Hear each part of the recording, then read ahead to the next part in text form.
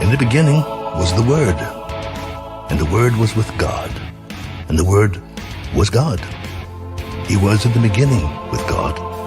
All things were made through him, and without him nothing was made that was made. For God so loved the world that he gave his only begotten Son, that whoever believes in him should not perish, but have everlasting life.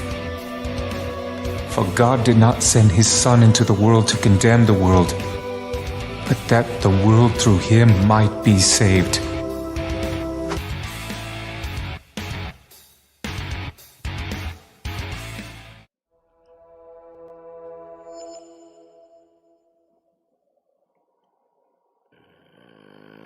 Good evening. Welcome to the show. This is Untethered Live. I'm your host, Jake Johnson, and you're watching The Deep End. It's Monday night.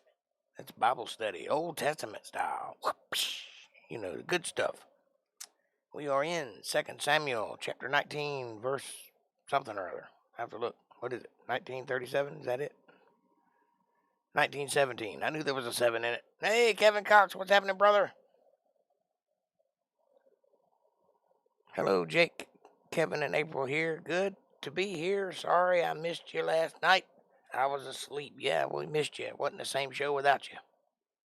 That's all right. I understand. You got to sleep sometime. But we got through it. And we'll get through tonight. But you're here, so excellent. Glad you're with us. I just got finished eating a sub sandwich. Turkey and bacon. My favorite. With a little dash of oil and vinegar and lettuce, tomatoes, and banana peppers and mayonnaise, and pepper jack cheese. That's a sub. Delicious. My phone is on charge. I'll get it soon. All right, I'm with you. As long as y'all can see me off of one phone. Of course, I could use the numbers. So, you know, if you have 5 phones in the house, get them all on. Have them played in unison. And with the delay, I could go da-da. And then you'd have da-da-da-da-da-da-da-da-da-da. That'd be pretty cool. I don't know. Might be annoying, though, after a while. Turn them all on and turn the volume off on every one of them but one. That's how you do it. Anyway, today should be my last day walking. Tomorrow, my starter should be here. And if I can get it installed tomorrow night after work, then Wednesday I'll drive to work, which will be wonderful. I won't have to call my sister anymore. I'm happy about that. I'm getting tired of depending on her. She took me to the laundromat Saturday, washed some clothes. She goes above and beyond. It's a good sister. Anyway, yeah, it's good. I hope it works out that way. I hope there's no more, delays. Of course, I never can tell working with a 20-year-old bike. You never know what's going to break and when it's going to break.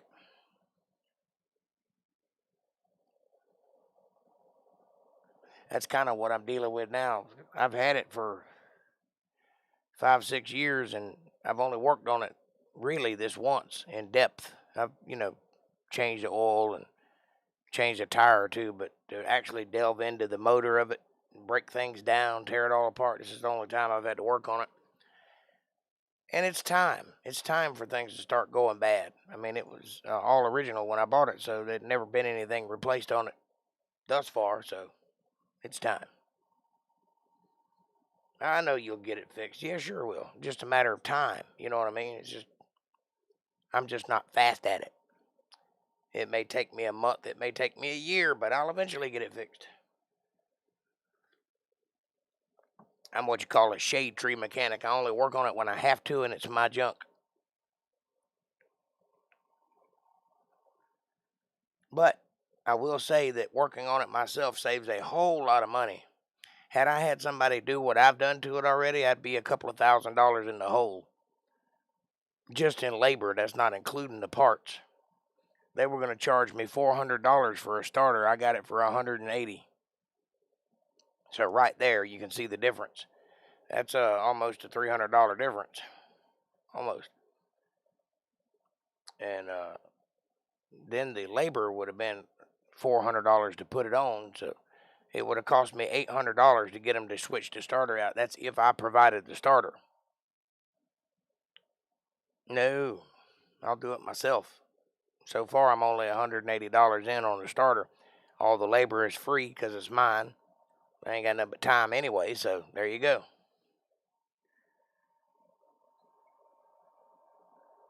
So I've dropped about probably right at $400 on the bike so far, fixing up different things that are wrong with it. I changed the belt.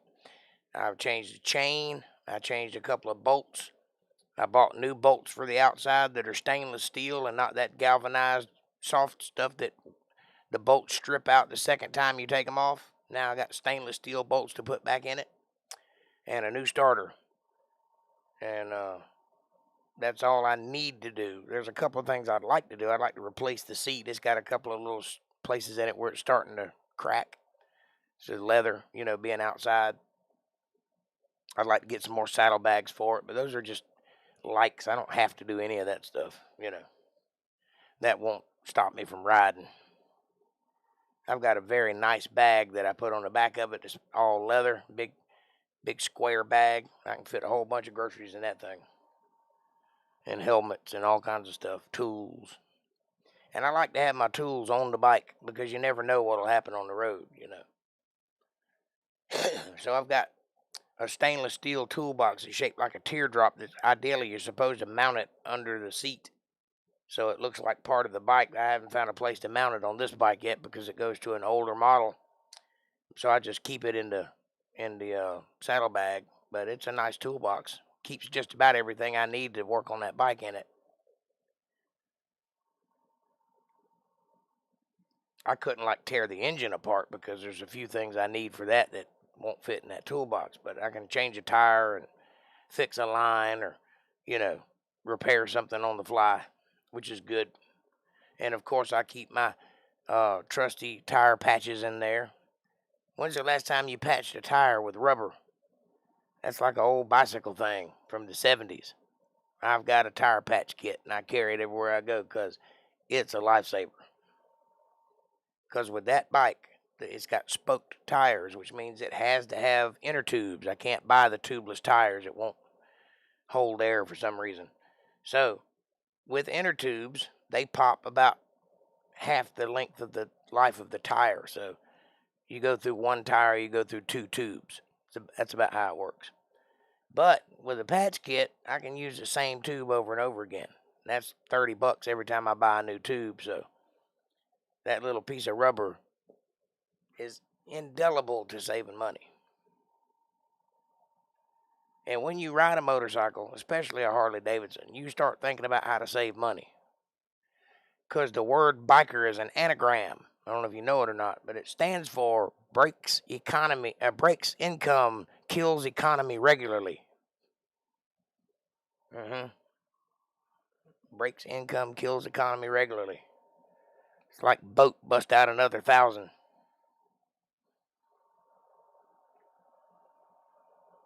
I don't own a boat, but I own a Harley. Actually, I do own a boat, kind of. It's a John boat. Doesn't really count. Anyway, Diego, what's happening, brother? Where is the Sasquatch tonight, I wonder?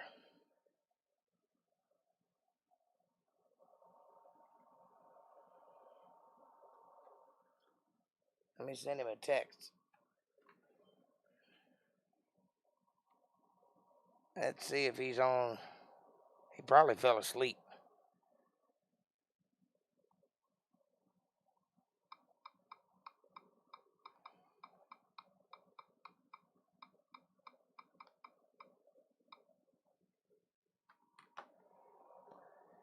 We're at a restaurant called Crafty Crab. Sonny and Megan ate with us. Excellent. The old Crafty Crab. I'm guessing they serve seafood there.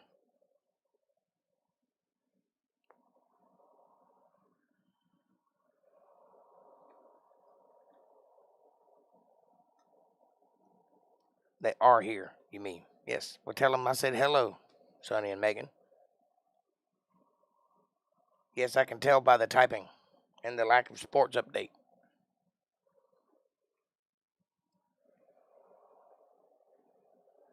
All right, yous guys.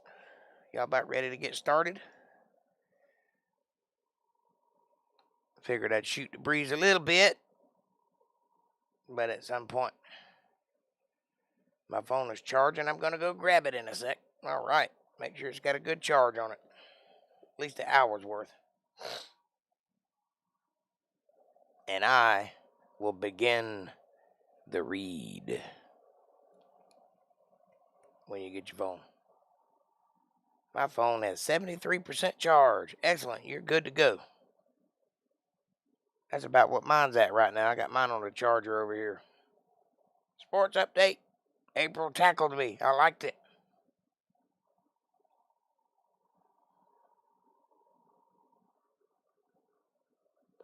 I bet you did. It's been a while since I've been tackled. I'm sure I'd like it, though.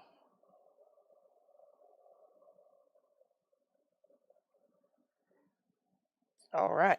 Got my nice hot cup of coffee. Ready to go. I'm very happy about the culmination of the wait being done tomorrow. I have been stranded for almost 2 months now. It's time. Of course, it wouldn't have been that long if I didn't have to order parts and then wait for them to arrive, but that's the nature of the beast.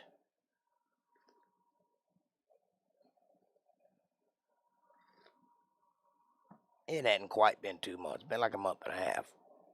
Close enough, though. Can I get a small screen, please? Thank you very much. Some words. All right. If you got your Bibles handy, crack them open to 2 Samuel chapter 19, verse 17. That's where we left off last night. And that's where we're going to pick up tonight. And there were 1,000 men of Benjamin with him, and Ziba, the servant of the house of Saul, and his 15 sons and his 20 servants with him. And they went over Jordan before the king. And there went out a ferry boat to carry over the king's household, and to do what he thought good. And Shimei, the son of Gera, fell down before the king as he was come over Jordan, and said unto the king, Let not my lord impute iniquity unto me, neither do thou remember that which thy servants did perversely the day that my lord the king went out of Jerusalem. Lord, please don't hate me for what I did earlier. That's basically what he's saying. Don't remember it. I'll be good from now on, I promise. That the king should take it to his heart. For thy servant doth know that I have sinned. Therefore, behold, I come the first this day of all the house of Joseph to go down to meet my lord the king. I know I screwed up, Lord. That's why I'm here first in line. But Abishai, the son of Zeruiah, answered and said, Shall not Shimei be put to death for this, because he cursed the Lord's anointed? And David said, What have I to do with you, ye sons of Zeruiah, that ye should this day be adversaries unto me? Shall there be any man put to death this day in Israel? For do not I know that I am this day king over Israel? Why should I put anybody to death? I know I won. I don't need to prove a point. Lots of revolts in this book, Jake. Yes. Sports update. Georgia beat South Carolina. Game chickens. Georgia still number 2 in the nation. Go Dogs. Well, they're number 1 in my heart. Woof. And Mephibosheth, the son of Saul, came down to meet the king, and had neither dressed his feet, nor trimmed his beard, nor washed his clothes, from the day the king departed until the day he came again in peace. And it came to pass, when he was come to Jerusalem to meet the king, that the king said unto him, Wherefore wentest thou not? Wherefore wentest not thou with me, Mephibosheth? Why didn't you go with me? You look like you've decided not to wash until I came back, for whatever reason, I don't know. But, maybe you could trim your beard a little and put on some clean clothes and, wash your nasty feet. But what I really want to know is, why didn't you go with me when I left? That's what he's asking. And he answered, My lord, O king, my servant deceived me. For thy servant said, I will saddle me an ass, that I may ride thereon, and go to the king, because thy servant is lame. He was tricked into staying. And he hath slandered thy servant unto my lord the king. But my lord the king is an angel of God. Do therefore what is good in thine eyes. For all of my father's house were but dead men before my lord the king. Ye didst thou set thy servant among them that did eat at thine own table. You set me right beside you. So I know I owe you a lot. My whole family was like dead men. They had nothing going for them until you set them up and put us at your table. What right, therefore, have I yet to cry any more unto the king? I don't have any right to complain. And the king said unto him, Why speakest thou any more of the matters? I have said, Thou and Ziba divide the land. So get it done. And Mephibosheth said to the king, Yea, let him take all, for as much as my lord the king is come again in peace unto his own house. A lot of stating the obvious in those days.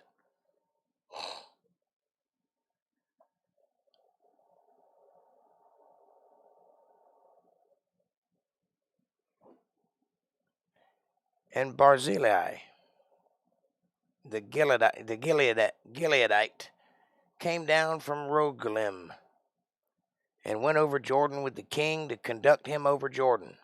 Now Barzillai was a very aged man. He's an old dude, even 80 years old. He's 80 years old. And he had provided the king of substance while he lay at Mahanaim, for he was a very great man. And the king said unto Barzillai, Come thou over with me, and I will feed thee with me in Jerusalem. Hey, there's a Caucasian. I thought I smelled something funny. Good to see you, buddy. You just now got notifications. Well, for the last 2 years, Monday, Wednesday, and Friday, I'm on at 8:30 and Sunday at 8. That hasn't changed. Notifications or not, I'll be there unless I'm not. But I'm glad you're here nonetheless. Welcome to the show. We are in 2 Samuel 19:34, if you care to read along. And Barzillai said unto the king, How long have I to live, that I should go up with the king unto Jerusalem? I am this day 80 years old, that's 80 years old, and I can discern between good and evil. Can thy servant taste what I eat or what I drink? Can I hear any more the voice of singing men and singing women? Wherefore then should I, thy servant, be yet a burden unto my lord the king? In other words, I'm too old to mess around with what you're doing, the goings and comings. I can't even hear the singers anymore. I can barely hear you talking. Can't see anymore. Can't get it up anymore. So I'm just going to stay home. That's basically what he's saying. Thy servant will go a little way over Jordan with the king. And why should the king recompense it me with such a reward? Why should you take care of me so well? I've done nothing to deserve it. But nonetheless, I'll go with you a little ways, but I'm not going to go into Jerusalem with you. I got other things to do, like sleeping, chilling in my lawn chair. Let thy servant, I pray thee, turn back again, that I may die in mine own city, and be buried by the grave of my father and my mother. But behold, thy servant Chimham, let him go over with my lord the king, and do to him what shall seem good unto thee. And the king answered, Chimham shall go over with me, and I will do to him that which shall seem good unto thee. And whatsoever thou shalt require of me, that I will do for thee. That's a pretty solid promise. You're a good old dude. Whatever you need, you just let old King David know, and I'll make sure you get it. And your buddy, I'll take him with me and keep him under my wing too. You go on back home and die. But let me know if you need anything. And all the people went over Jordan. And when the king was come over, the king kissed Barzillai and blessed him, and he returned unto his own place. The king went on to Galal, and Chimham went on with him. And all the people of Judah conducted the king, and also half the people of Israel. They were all in a big procession headed that way. And what conducted means is they basically set up a procession, and the king goes through the midst of them, and they put on kind of a ceremony as he goes. You know, in the movies where you always see like the giraffes and the horses and the peacocks and everything coming, and then the elephants come, and the king's riding on one of the elephants. It's kind of like that, only less animals. And behold, all the men of Israel came to the king, and said unto the king, Why have our brethren, the men of Judah, stolen thee away, and have brought the king and his household, and all David's men with him, over Jordan? And all the men of Judah answered the men of Israel, Because the king is near of kin to us. He's our brother, that's why we brought him back. Wherefore then be ye angry for this matter? Why do you care so much? Ain't he related to you too? Yeah. Well, then why are you worried about it? We're doing kingly stuff. What kings do, that's what we're doing. Get out of the way. We have eaten at all of the king's cost. He's paid for everything, so don't worry about it. Or hath he given us any gift? And the men of Israel answered the men of Judah and said, We have 10 parts in the king, and we have also more right in David than ye. We're closer related to him than you are. Why then did ye despise us, that our advice should not be first had in bringing back our king?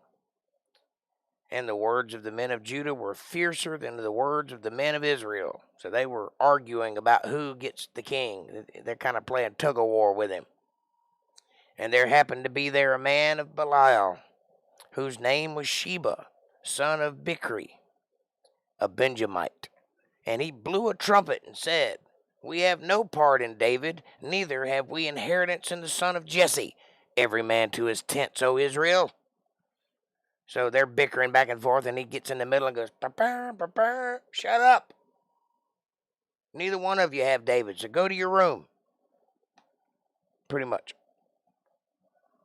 So every man of Israel went up from after David and followed Sheba and the sons of Bichri. Sheba, the son of Bichri. But the men of Judah clave unto their king from Jordan even to Jerusalem. They stayed right by his side. Good men.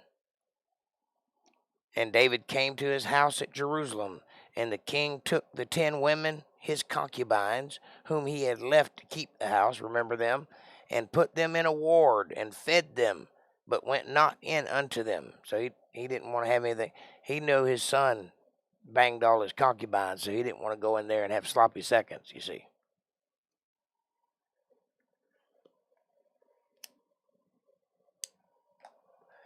So they were shut up unto the day of their death, living in widowhood. They never got any more from the king ever again. Sucks to be a concubine that's already been used. Then said the king of Asama, Assemble me men of Judah within 3 days, and be thou here present. So Asama went to assemble the men of Judah, but he tarried longer than the set time which he had appointed him. When the king tells you to go, you go.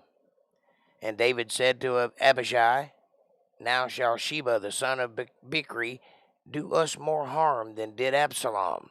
Take thou thy lord's servants and pursue after him, lest he get him fenced cities and escape us. I don't know about this guy Sheba. He might cause more problems than Absalom did. Go kill him before he starts up another army to take us again. And there went out after him Joab's men, and the Cherethites, and the Pelethites, and all the mighty men. And they went out of Jerusalem to pursue after Sheba, the son of Bichri. When they were at the great stone which is in Gibeon, Asima went before them, and Joab's garment that he had put on was girded unto him. He was ready for battle, and upon it a girdle with a sword fastened upon his loins in the sheath thereof. And as he went forth, it fell out. And Joab said to Amasa, I thought it was Amasa, sorry. Art thou in health, my brother? And Joab took Amasa by the beard with the right hand to kiss him. That's a greeting, by the way, not a weird thing. But Amasa took no heed to the sword that was in Joab's hand. So he smote him therewith in the fifth rib. That's right under the chest. Right there. He's dead. So he tricked him with a kiss. He went to embrace him, and when he did, he shoved a sword through his gut and shed out his bowels to the ground and struck him not again, and he died. So Joab and Abishai, his brother, pursued after Sheba, the son of Bichri. And one of Joab's men stood by him and said, he that favoreth Joab, and he that is for David, let him go after Joab. And Amasa wallowed in blood in the midst of the highway. And when the men saw that all the people stood still, he removed Amasa out of the highway into the field, and cast a cloth upon him, for he was dead. And when he saw that every one that came by him stood still, he removed him out of the highway. All the people went on after Joab to pursue after Sheba, the son of Bichri. So they all would stop and pay their respects, and it was taking up a lot of time. So he drug him out of the highway and covered his body up so that nobody would stop and pay their respects. Get on down the road. Go after that guy. He's getting away. And he went through all the tribes of Israel unto Abel, and unto Beth-Makach, and all the Berites. And they were gathered together and went also after him. And they came and besieged him in Abel of Beth-Makach. That sounds like a Klingon word, Beth-Makach. And they cast up a bank against the city, and it stood in the trench. And all the people that were with Joab battered the wall to throw it down. Then cried a wise woman out of the city, Hear, hear, say, I pray you, unto Joab, Come near hither, that I may speak with thee. And when he was come near unto her, the woman said, Art thou Joab? And he answered, I am he. Then she said unto him, Hear the words of thine handmaiden. And he answered, I do hear.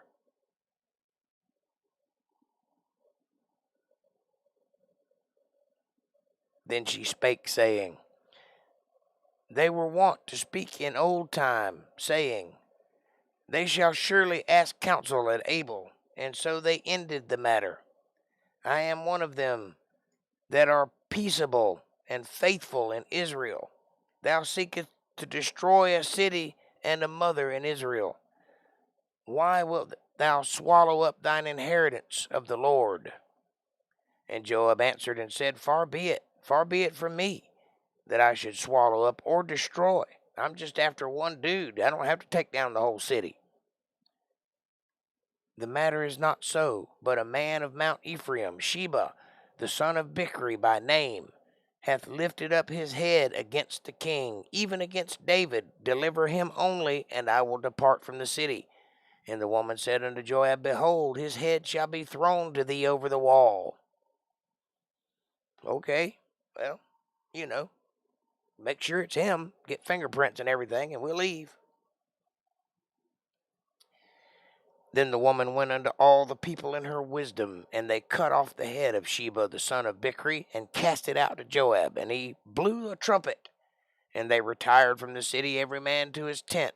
And Joab returned to Jerusalem unto the king. Well, that was an easy problem solved. Just cut the man's head off, throw it over the wall, and we're done. I don't have to knock the walls down. I mean, if you insist on hiding him, we're going to come in, huff and puff, and blow your little house down. But if you'll throw him out, we're done. That's it. We're just after that guy. Now Joab was over all the host of Israel, and Benaiah, the son of Jehoiada,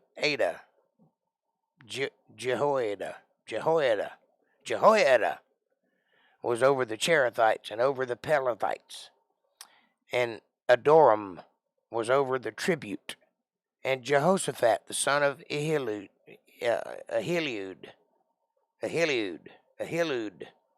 was recorder. So tribute and recorder. We've been through what that is.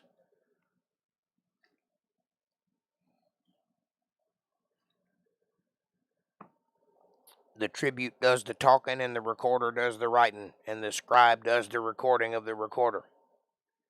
And Shiva was scribe. Shiva, not Sheba. Those are two different people. Don't get those two confused. Very similar name. And Zadok and Abiathar were the priests. And Ira also, a Jerite, was chief ruler about David. He's like captain of the guard or something. Then there was a famine in the days of David for 3 years, year after year, and David inquired unto the Lord. And the Lord answered, It is for Saul, for his bloody house, because he slew the Gibeonites. And the king called the Gibeonites and said unto them, Now the Gibeonites were not of the children of Israel, but of the remnant of the Amorites. Remember those guys, the ones that were supposed to all die? These are the descendants of the ones that got away, which is why the famine. Not a thing that God is doing just because he hates people. There's a reason for it. And if you read the Bible, you will find everything he does has a reason or a catalyst behind it. This is the reason. And the children of Israel had sworn unto them, and Saul sought to slay them in his zeal of the children of Israel and Judah, wherefore David said unto the Gibeonites, What shall I do for you? And wherewith shall I make the atonement, that ye may bless the inheritance of the Lord? And the Gibeonites said unto him, We will have no silver nor gold of Saul, nor of his house. Neither for us shalt thou kill any man in Israel. We don't want nothing. We don't want no money. We don't want you to kill anybody. Just leave us be. And he said, What ye shall say, that will I do for you. And they answered the king, The man that consumed us, and that devised against us, that we should be destroyed from remaining in any of the coasts of Israel, let 7 men of his sons be delivered unto us, and we will hang them up unto the Lord in Gibeah of Saul, whom the Lord did choose. And the king said, I will give them.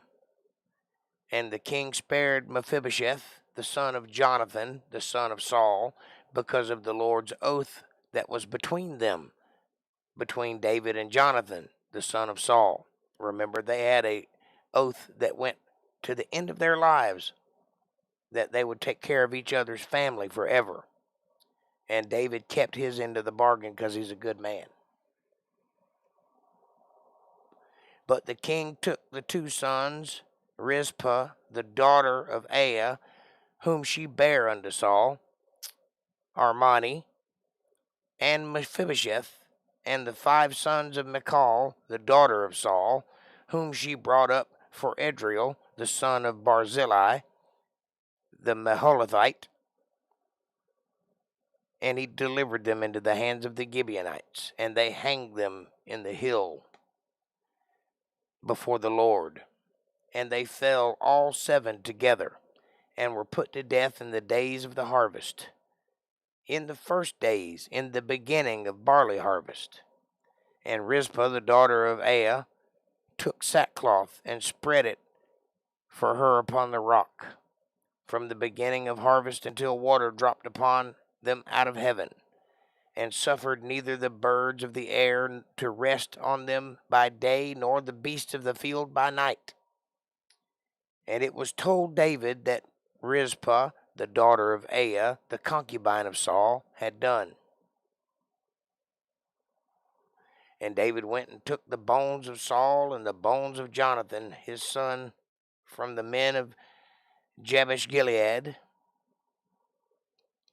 which had stolen them from the streets of Bethshan, where the Philistines had hanged them. Remember when they were hung on the wall and then the bodies were stolen away? He went and got them back.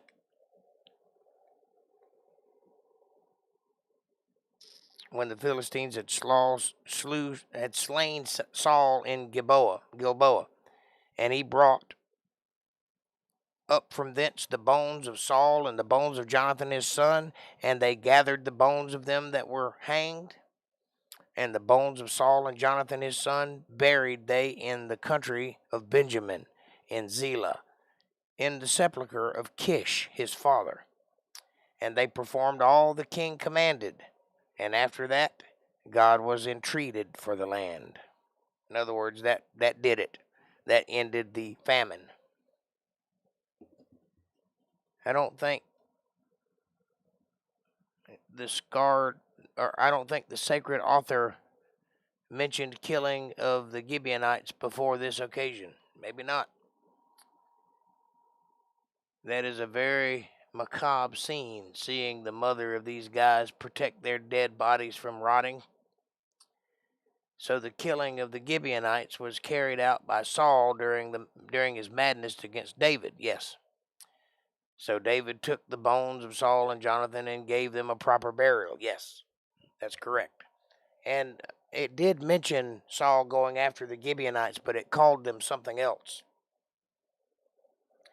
And he went on a mad tear and was killing lots of people at that time. And then one people, he went in and pretended to be with them until he gained their favor, and then he killed them all. So yeah, he was a pretty ruthless dude. And there was a lot of people very angry at Saul. And a lot of people didn't want nothing to do with Saul's inheritance or his men or his money or anything. They just didn't want anything to do with him. And these people were some of those people. Moreover, the Philistines had yet war again with Israel. And David went down and his servants with him and fought against the Philistines, and David waxed faint.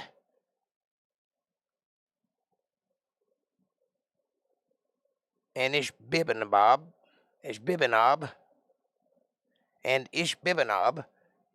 which was of the sons of the giant, the weight of whose spear weighed 300 shekels of brass in weight, he being girded with a new sword, thought to have slain David. He thought he got him. Nope. But Abishai, the son of Zeruiah, succored him, tricked him, and smote the Philistine and killed him. And the men of David sware unto him, saying, Thou shalt go no more out with us to battle, that thou quench not the light of Israel. Now, David, you're getting old, buddy.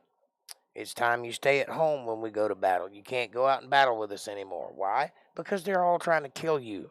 And if they kill you, then the light of Israel goes out. We can't have that. So you stay home, and we'll do the fighting from now on. Okay? And it came to pass after this, that there were again a battle with the Philistines at Gob. Then Sibbachai, the Hushathite, slew Saph, which was of the sons of the giant. And there was again a battle in Gob with the Philistines, where Ilhanan, the son of Jeroregim,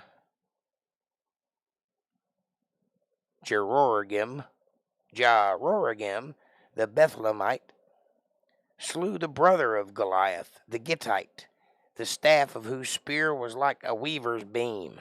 So he was just about as tall as Goliath was, about 9.5 feet tall, as the convention goes. And there was yet a battle in Gath, where was a man of great stature, that had on every hand 6 fingers, and on every foot 6 toes, 24 in number, 24 fingers and toes. And he also was born to the giant. He also was a giant. And when he defied Israel, Jonathan, the son of Shimea, the brother of David, slew him. These 4 were born to the giant in Gath, and fell by the hand of David and by the hand of his servants.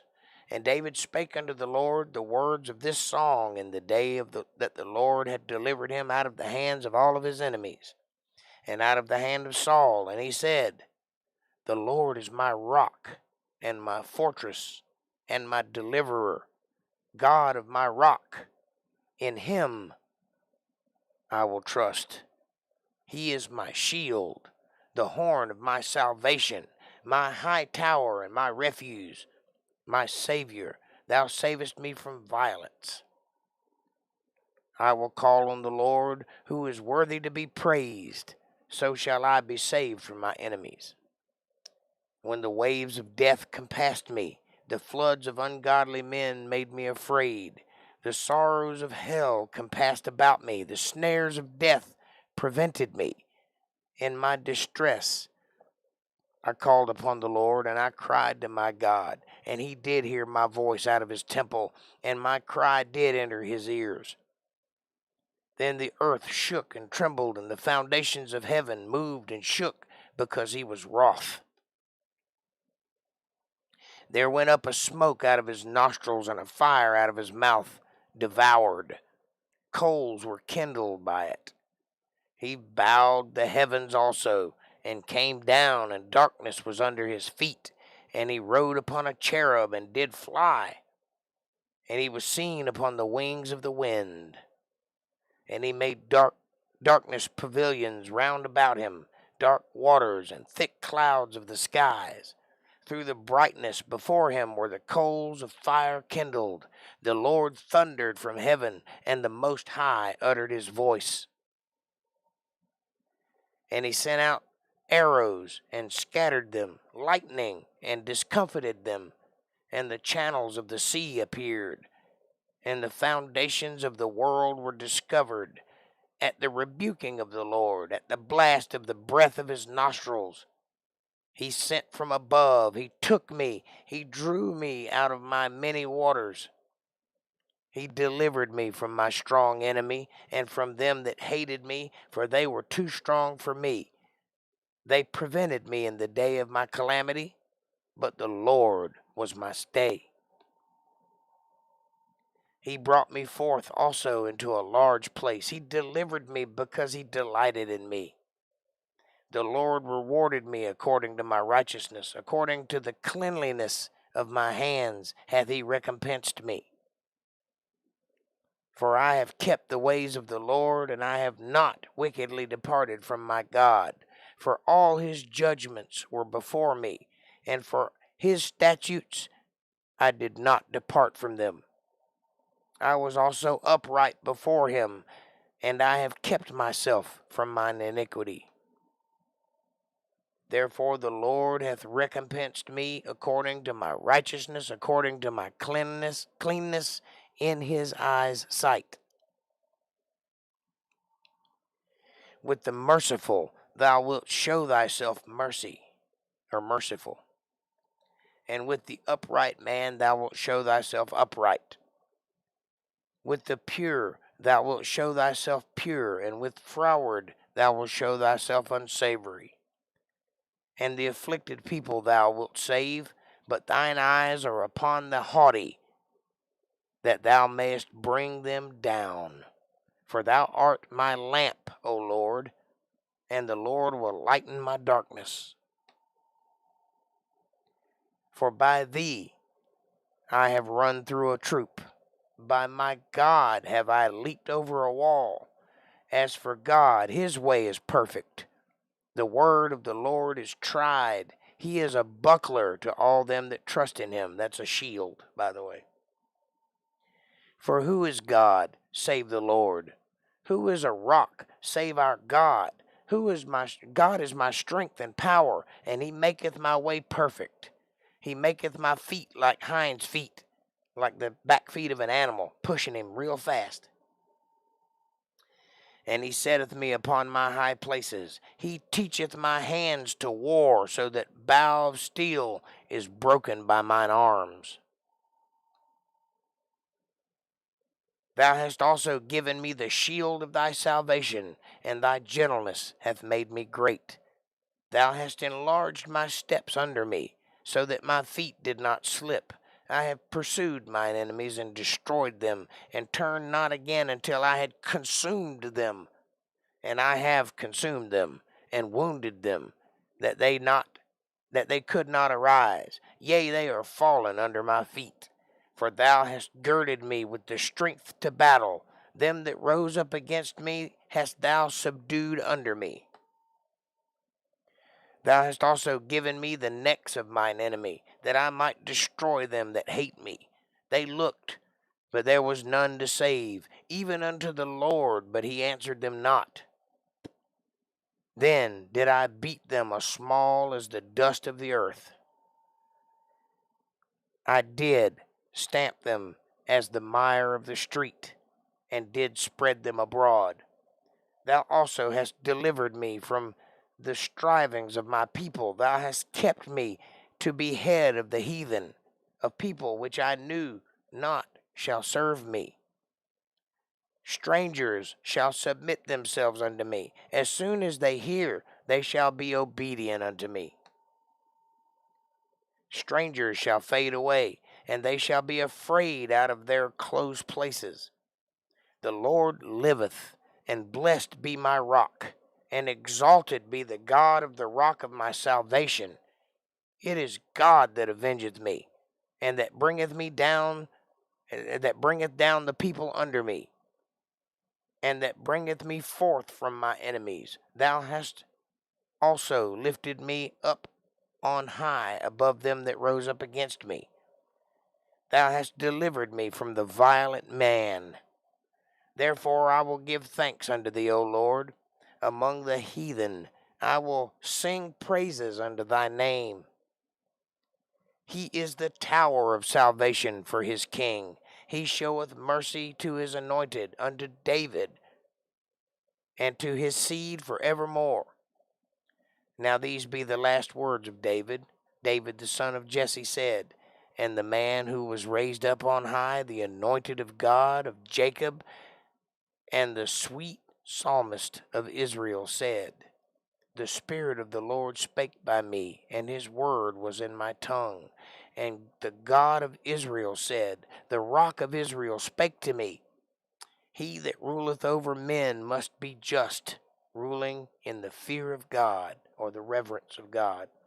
And he shall be as the light of the morning, when the sun riseth, even a morning without clouds, as the tender grass springing out of the earth by clear shining after rain.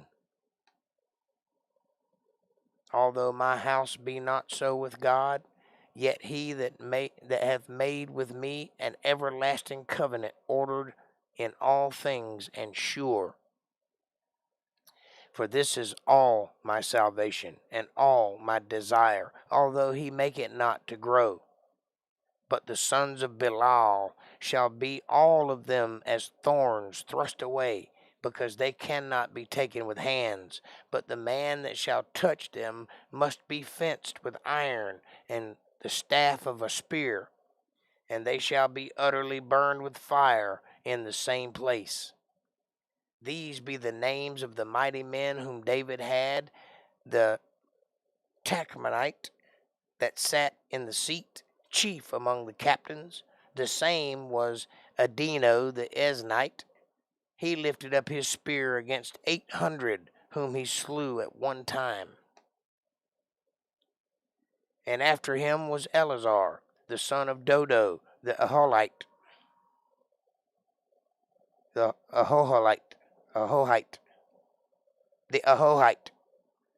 one of the three mighty men with David, when they defied the Philistines that were gathered together to battle, and the men of Israel were gone away. He arose and smote the Philistines until his hands were weary, and his hand clave unto the sword, and the Lord wrought a great victory that day, and the people returned after him only to spoil. And after him was Shammah, the son of Agi, the Hararite. And the Philistines were gathered together into a troop. There was a piece of ground full of lentils, and the people fled from the Philistines. But he stood in the midst of the ground and defeated it, and slew the Philistines, and the Lord wrought a great victory. And 3 of the 30 chief went down and came to David in the harvest time unto the cave of Adullam. And the troop of the Philistines pitched in the valley of Rephaim. And David was then in a hold at the garrisons of the Philistines was in Bethlehem. And the garrison of the Philistines was in Bethlehem. He was in a hold and the Philistines was in Bethlehem. That's what it's saying. And David longed and said, "Oh, that one would give me drink of water of the well of Bethlehem, which is by the gate." And the 3 mighty men brake through the host of the Philistines and drew water out of the well of Bethlehem that was at the gate, and took it and brought it to David. Nevertheless, he would not drink thereof, but poured it out unto the Lord. That's loyalty. I would have drank that up. And he said, "Be it far from me, O Lord, that I should do this. Is not this the blood of the men that went in jeopardy of their lives?" Therefore he would not drink it. These things did these 3 mighty men. And Abishai, the brother of Joab, the son of Zeruiah, was chief among 3. And he lifted up his spear against 300 and slew them, and had the name among 3. He was not most honorable of the 3, therefore he was their captain. Howbeit he attained not unto the first 3. And Benaiah, the son of Jehoiada, the son of a valiant man of Kabzeel, who had done many acts, he slew 2 lion-like men of Moab. The men of Moab were kind of animalistic. They were lion-like. That's to say they were cat-like people. Or that's the way they were viewed anyway. This is where some of the lycanthrope stories come from this area. Stories about werewolves and people that change into other animals. It came from these people. And they were a very strange group of people. And they were perceived to be half man, half lion. That doesn't mean they were. They just were perceived. They were wild men. They were unkempt. They didn't speak the same language as everybody else. So it sounded to the men like they were barking or howling. If you've ever been to a foreign land and heard them speaking, it can be disorienting. So it was one of those kind of things. Anyway, Moab is the location of those legends. He went down also and slew a lion in the midst of the pit in time of snow. So he killed a lion when it was snowing. And he slew an Egyptian, a goodly man. And the Egyptian had a spear in his hand, but he went down to him with a staff and plucked the spear out of the Egyptian's hand and slew him with his own spear. These things did Benaiah, the son of Jehoiada, and had the name among the 3 mighty men.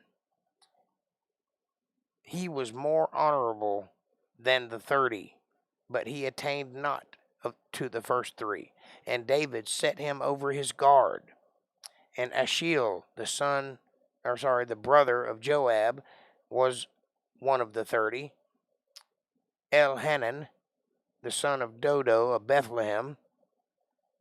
Shammah, the Harodite, Elika, the Harodite, Helez, the Pelite, or the Paltite, Ira, the son of Ikish, the Tekonite, or the Tekoite, and Abizer, the Anethelite, Mabunai, the Hushathite, Zalman, the Ahohite, Mahari, the Netpathite, Heleb, the son of Bana, the Netopathite, that's what I'm going to call it, Netopathite, Attai, the son of Ribai, out of Gibeah, of the children of Benjamin, Benaiah, the Parathonite, Hiddai, of the brooks of Gash,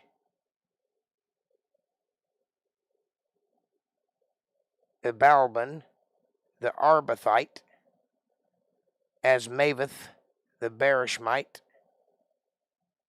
Elihabah, the Shalbanite, the son of Jashan, Jonathan, Shammah, the Hararite, Aham, the son of Shirar, the Hararite, Eliphalet, the son of Abishai, the son of Machalathite, Elam, the son of Ahithophel, the Gileonite, Hezrai, the Carmelite, Parai, the Arbite, Igal, the son of Nathan of Zobah, Bani, the Gadite, Zelek, the Ammonite, Nahari, the Beerothite, armor bearer to Joab, the son of Zariah, Ira, the Ithrite, Gareb, and Ithrite, Uriah, the Hittite, he's an important guy, 37 in all. That's all of David's court. That's all of his men. And again, the anger of the Lord was kindled against Israel, and he moved David against them to say, Go, number Israel and Judah. And for the king said to Joab, the captain of the hosts, which was with him, Go now through all the tribes of Israel, from Dan even to Beersheba, and number ye the people, that I may know the number of the people. And Joab said unto the king, Now the Lord thy God add unto the people how many soever they be, 100-fold, and that the eyes of my lord the king may see it. But why doth my lord the king delight in this thing? Notwithstanding the king's words prevailed against Joab and against the captains of the host. And Joab and the captains of the host went out from the presence of the king to number the people of Israel. And that's where we're going to stop for today, folks. We'll pick back up in 24:5 next Sunday. Sunday. What a fantastic read. What a fantastic book that was. I hope you guys enjoyed it as much as I enjoyed delivering it. Hey, won't you do me a favor and hit that subscribe button and press the bell icon so you'll get notifications of when I'm going to be here. Reach out and smash that like button like it owes you money. God knows it owes me some. Share this video with somebody you love. Better yet, share it with somebody you don't love. Bring them into the family. Make them part of the fold. Be part of their solutions, not part of their problems. Leave a comment down below and let me know what you're thinking. Question me, curse me, bless me, challenge me, confront me, conform with me. Drink my Kool-Aid. Drink your own Kool-Aid. As long as you're thinking, that's what I want. Critical thought coming from that brain of yours. And if you love what I'm doing and you appreciate the Word of God and you'd like to see us reach more people and you'd like to be part of something special, send your offerings and tithes and gifts and love offerings to Jake Johnson Band. That's paypal.me/Jake Johnson Band. Every little bit helps. It's a win-win. It's a blessing for me. It's a blessing for you, and God notices these things. We do, after all, live in a reciprocal universe. And with that, I will take your questions and comments to round out the video. What'd you think about that? Did you learn anything? Did you get inspired? Did you feel the wrath of God coming down on all those men? Tell me what you think.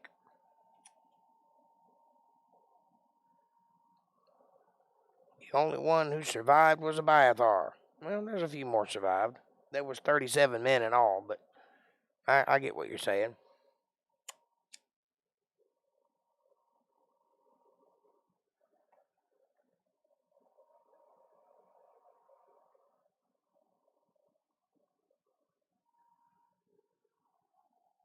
What'd you think, April and Kev? There you go. Got any questions about this book? Caucasian, are you still with me?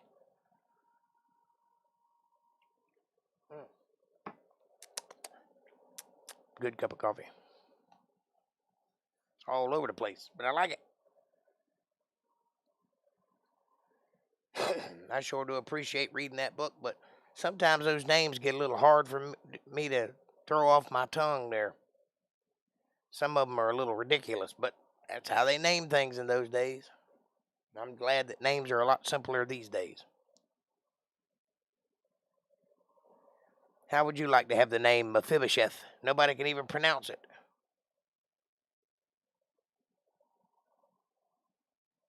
Yeah, and fighting my mic for supremacy. Did you ever figure out what the problem was? Why it was feeding back on you? It does sound like a setting of some kind. You got the mic going to too many places, I think, but I don't know. Unless I saw your setup, I wouldn't know how to tell you to fix it.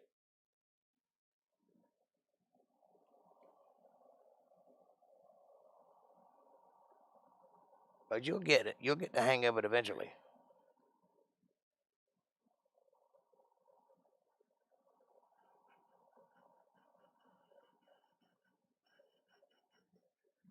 You've got a very different setup for audio than I have.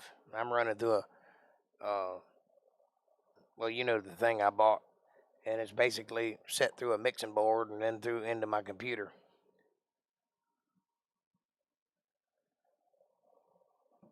That way I can control all the goodies. But one in and one out.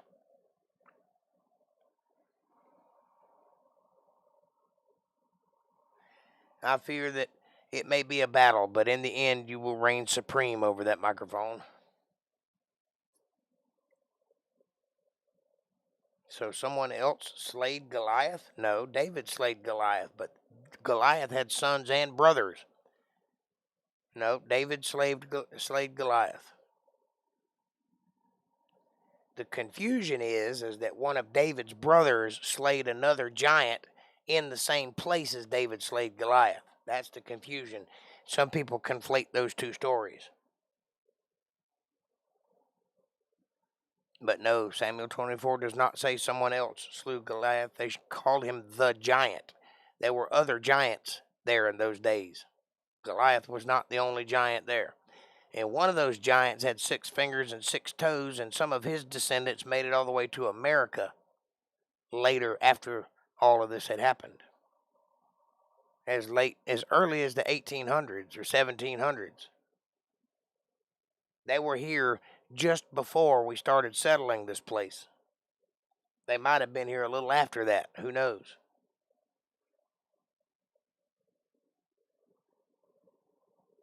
Once again, I'll direct you to Lovelock Cave. Look that up. Find out what happened there. Find out why all of the Indians would raise their right hand and say, "How?"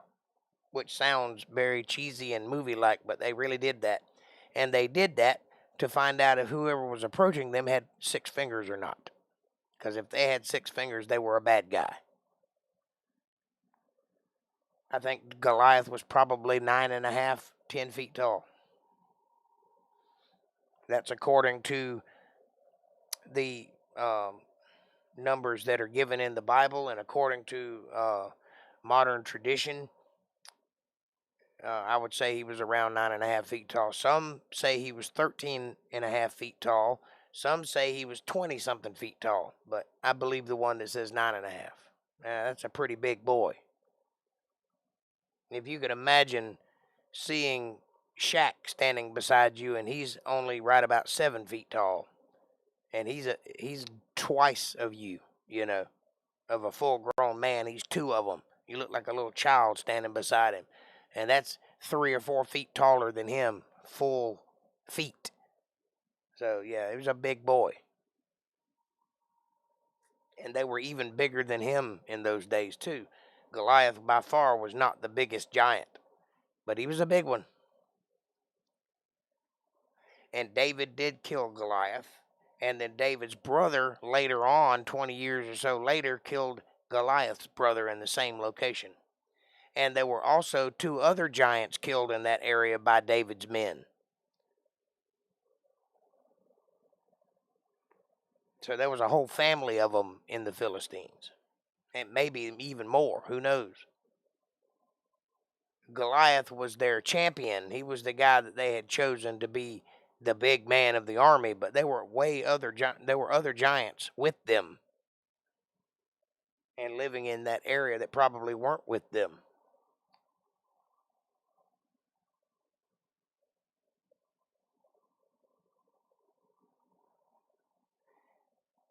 He was a part of a race of giants that were with the Philistines, but that doesn't mean he was a Philistine himself. But he did fight for their army, but he may have been a different sort. I kind of think he was descendant of the people that when God told Saul to go in and kill every living thing, man, woman, and child, I kind of think he was a descendant of those people and probably should have been killed then. That's just my opinion, though. You can take that for what you will. I have nothing to back that up on. It just seems right.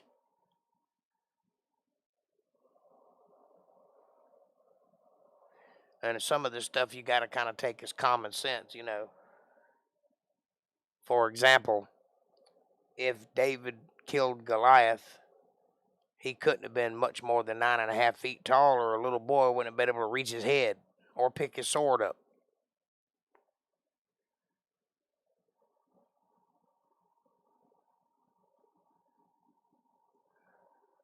And also, the Bible tells you how tall he was.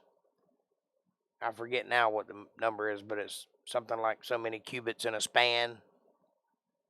And if you look up what those words mean, you can convert that into feet. And then you can find out that it says 9.5 feet tall. And again, based on who you listen to and which translation you follow, it says different things, but the conventional wisdom is about 9.5 feet. A super tall boy. You would definitely want him on your basketball team.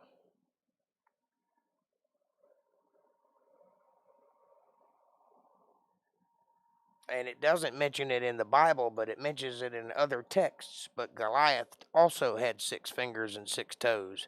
So did his brother, the one that one of David's men killed. David's brother.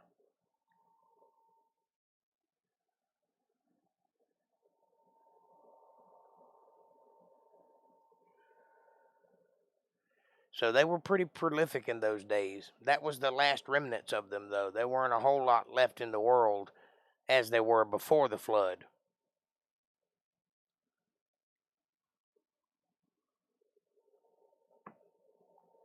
There have been a couple of kings of England that were giants. Some think Nero was a giant. If he wasn't, he was damn sure taller than everybody else, though. By a lot.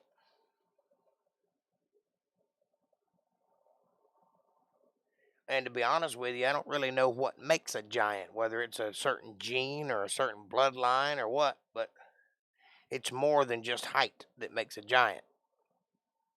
When they refer to them as giants, that's like a marker. That's like a breed almost, you know. They are separate from everybody else. They're not just a tall person. They are giants.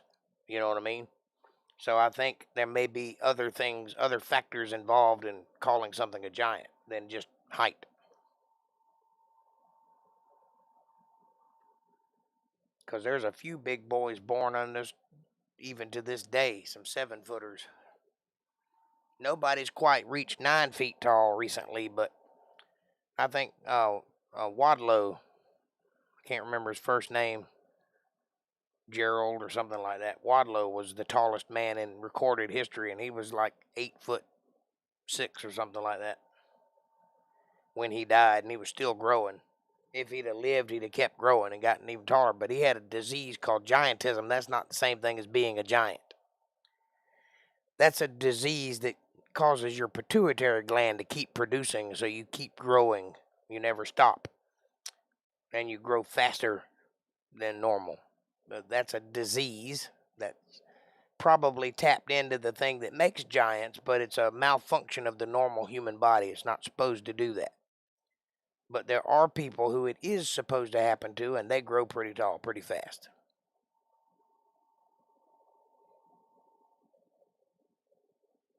Yes, David was a great warrior king, and yes, he did have the Lord on his side.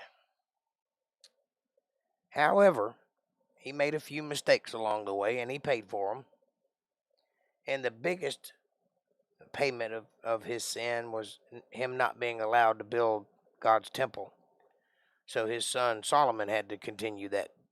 He set it up, but his son Solomon had to do it because God wouldn't let him touch it because his hands were bloody. He had a lot of death on his hands. God didn't want that building his house. So I guess you can be a great warrior, but you'll pay a price for it.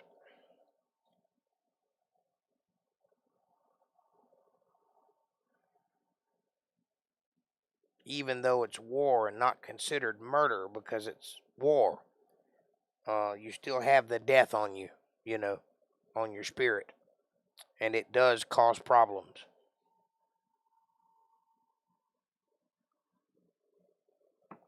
I don't wish that on any man. Hey, Jake, love you. Well, I love you too, sweetheart. Glad you popped back in to say hello. Don't miss the show, though. Watch it later. So far, Jake, in what we've read in Scripture in the Old Testament, what has been to you the bloodiest battle fought so far? Well, there's been a bunch of them. But I would say probably the one that Saul fought. Of all the battles we read, but I don't know a particular one was worse than the other. They were all pretty bad. David fought a couple of really big battles, but Saul fought a couple that several thousand men died. So, I mean, it's all in what you look at. I guess they're all pretty bloody. There was a lot of warring going on back in those days. A lot of people fighting against a lot of people. Had to thin the herd out some kind of way, I guess. I don't exactly approve of battle. I don't like it. I know it has to be done sometimes. And I know that if God tells you to do it, you better get up and get working. But it seems like there ought to have been an easier way of going about things. But men are men, and they must war. And we're not done warring yet, by the way. There really has never been peace in this world. There always has been a war going on somewhere. And I don't think that's going to stop anytime soon. All my life, certainly there's been war going on, and there's been many wars before my life. It seems like always there's been war. It seems like we can't get away from it. And then you ask yourself, well, why? Why do they fight so much? Why can't they just be diplomatic and solve it peacefully? Some people you can't talk to. Some people you can't reason with. And those people you have to go to war with. That being said, there are just reasons to go to war. There are also wicked reasons to go to war, and a lot of the wars we fought were not ordained by God, such as Vietnam. And I think probably this Middle East stuff that's going on, probably that was not God's doing. So that's why we've had such trouble with it, and that's why we've lost so much in it. And if God was on our side, we'd go in and win hands down, no questions asked, no lives lost, or very few lives lost. But war is war, and men like to fight. As long as that's the a part of mankind, it's going to be a problem.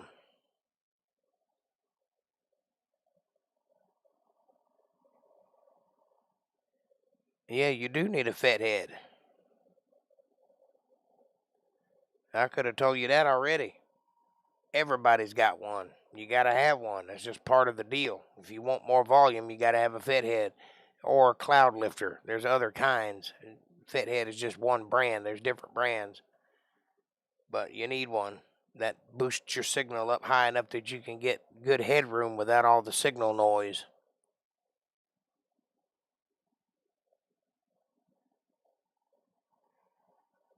Those wars are not jihad, meaning holy war. Well, it depends on how you look at it, but yes, Satan is their author, most likely.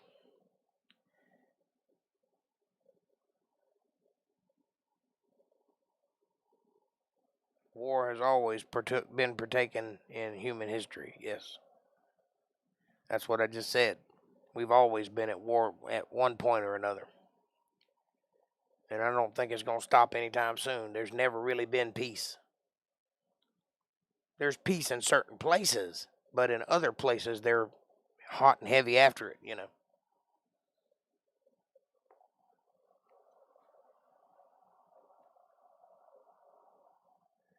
I don't know about jihad and holy war and all that. All I know is that if God tells you to do it, you do it. And if God tells you not to do it, you don't. If that makes it a holy war, then so be it. I guess it doesn't really matter to the people in the war, fighting the war. What matters is who wins. And the end result of that war. And it could just be that war propagates speciation. You know, it may be that we can't survive without war because war costs money. And it makes everything go. It makes all the wheels turn. So it may be that when society gets in a lull and starts breeding itself out of existence, that a war needs to happen to get it all kicked up and going again. I don't know. Those are games I don't play. You know, those are rules I don't partake in because it's above my pay grade. I'm just a dude. I don't make the decisions. I'm not a general. But if I'm called to war, then I'll go. But I'll have to be called, and I'll have to be called hard because I'm not just going to volunteer.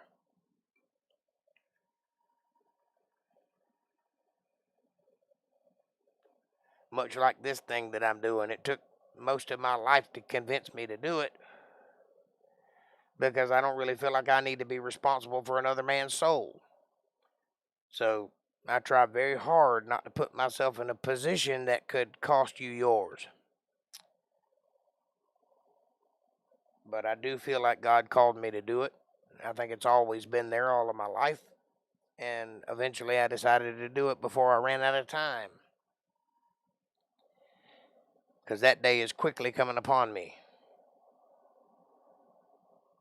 But it's just like that with people who go to war. Some people are called to it. Some people, that's their destiny. They have to fight in those wars.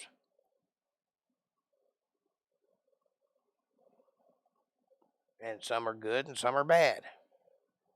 Hopefully, the good will prevail. And if they follow the rule of God, they will. If they put God first in their battle, they will prevail. And hopefully, I'm never called to one of those battles because I don't particularly want to have to kill anybody.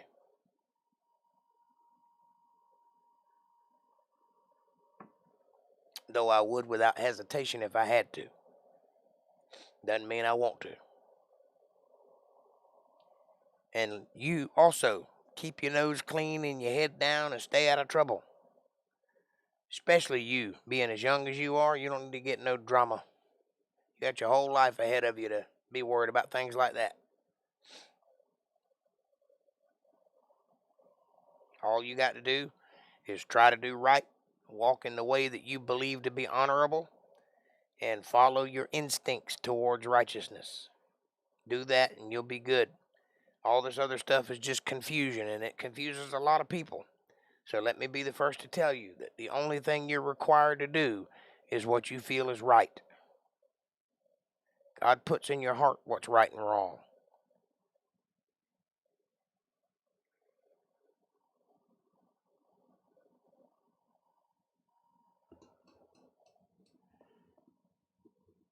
Yes, God wanted Solomon to build the temple because his father was a man of war. It wasn't necessarily peacetime. There were still wars going on in that period, but Solomon was not the bearer of all of that death. Solomon had relatively clean hands. So, yes, Solomon is the guy who built God's temple. But David is the one who conceived of it and designed it. So Solomon reigned between 970 and 940 or 30 BC. Maybe, I don't know. And his reign was prosperous for Israel. Well, yes, he was a very good king. And for most of his kinghood, he did a great job.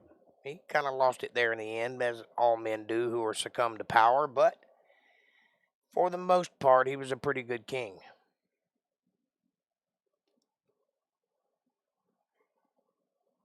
Like with all men, though, when they get absolute power corrupts absolutely. So it's only a matter of time, and you got to be really on your P's and Q's to not let power do you in, because you get a little taste of it, and pretty soon it's easy to abuse it. And the nature of man is to do so. So, for whatever reason, but it was man's idea to want a king, not God's. Remember that. It was man that wanted king, so man deserves what he gets when he gets one. God told them up front what kind of king they would get, and that's the kind of king they got. And remember us reading that. God said, if you want a king so bad, let me tell you what kind of king you're going to have. And he laid out all of the weaknesses of the king and what it would cost them to have him. Because, see, they were already free. They were already sovereign, and they already had a king in God. They didn't need a manly king. And all that did was put man back. Cost them a lot of death. A lot of loss. But that's what they wanted. And so he gave it to them. So every time you hear somebody say, what kind of a God would allow such and such? How can you believe in God when he does such and such? That's when you point them to that 1 Samuel book and say, read that book, and then you'll know why.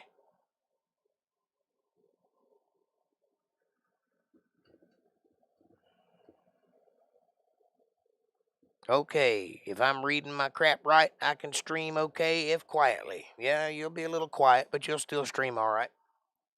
If you get the volume up as high as you can get it without it clipping, you'll be heard. It just won't be as good as it could be. Remember, that's what I was dealing with before I got my fat head. Go back and listen to some of those videos. You'll see what kind of volume you'll get.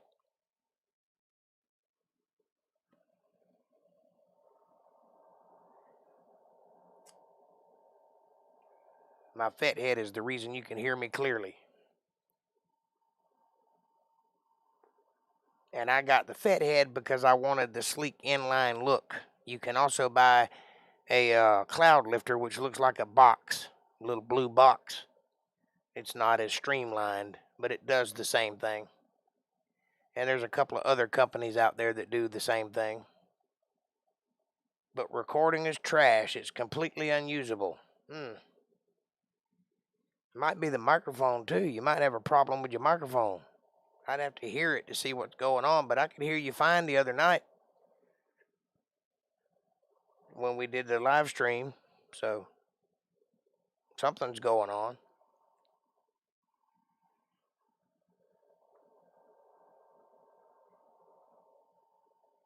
If I could hear you fine, and that's because StreamYard was automatically setting the volume of your microphone, then it's got to be in your settings. There's got to be something in your OBS settings that isn't set right. Maybe we need to do a live stream, and I need to go over your compressor and all that with you. King Solomon is considered the third richest person in human history, along with others like Mansa Musa, Genghis Khan, Carnegie and Rockefeller, and William the Conqueror. Well, maybe so. I know he has, he's probably the richest because he had mines. You know, King Solomon's mines.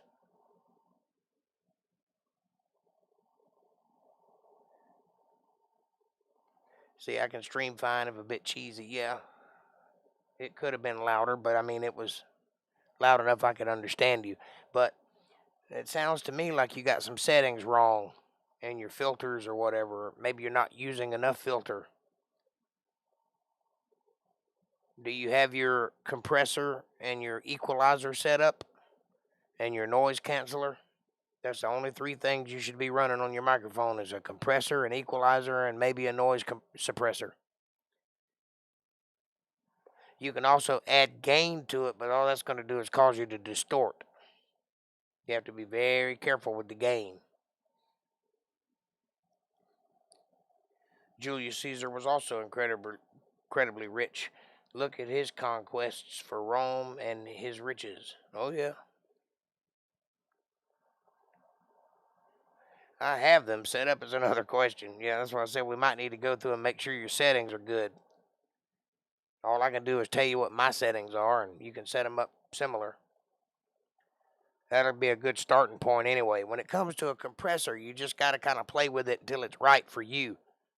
You know, everybody's setup's a little different, but I can tell you, maybe we can get together tomorrow night, and I can tell you how to set all that stuff up.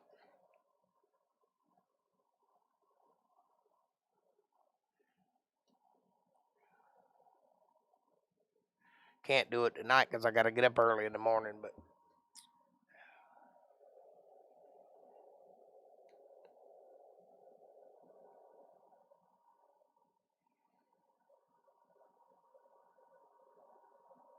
all right, boys and girls, ladies and gentlemen, we have reached that time. Kevin Cox says, okay, on Saturday I almost ate a whole rack of ribs. Tonight I downed a bunch of crab, shrimp, sausage, and corn. Screw the potatoes. Why do I feel bloated? Sounds to me like you need to slow down there, Captain. Anyway, I edited up my intro, countdown, and some neat we'll be back thingies. Good. You got that going for you. All right, figured that out. Good deal. Yeah, it sounds like you eating a lot, buddy, Kevin. That's more than I've eaten a month.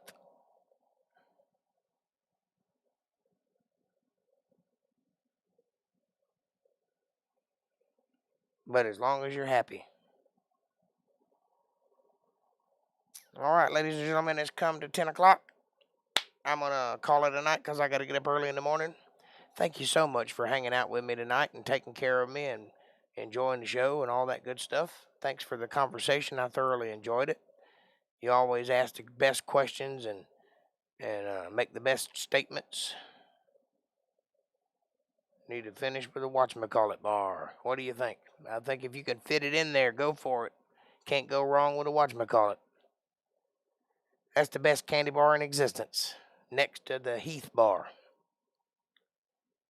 You guys have a great night. Thanks for watching. I've enjoyed it. See you on Wednesday. Take care of yourselves and each other. God bless. Enjoy your dinner there, Kevin. Work on that microphone there, Sasquatch. And keep reading, Diego and April. Be happy. I love you. Good night.